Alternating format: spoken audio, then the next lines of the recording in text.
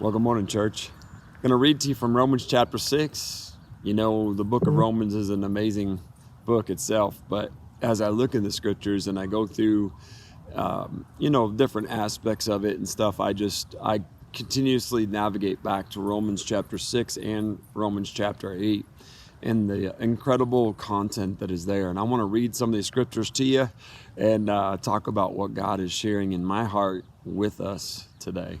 Well then, since God's grace has set us free from the law, does that mean we can go on sinning?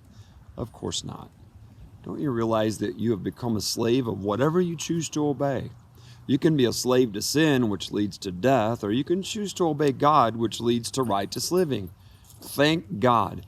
Once you were slaves of sin, but now you wholeheartedly obey His teaching we have given you.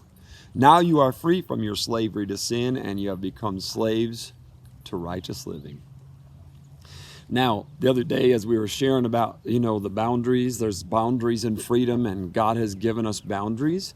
I have boundaries within my marriage covenant, just like you do. And my wife, anybody that's in that covenant, there's boundaries. There's freedom in that love. There's an amazing relationship that you experience, and you can only experience within the boundaries in the covenant of marriage. And it's the same thing in our relationship with God. And as we look at this, we were once slaves to sin, and it owned us. Now we are slaves to righteous living, which is a freedom that we can experience from that sin, but stepping into this relationship with Jesus Christ gives us the ability to experience the fullness of what life was intended when God created humanity in the very beginning.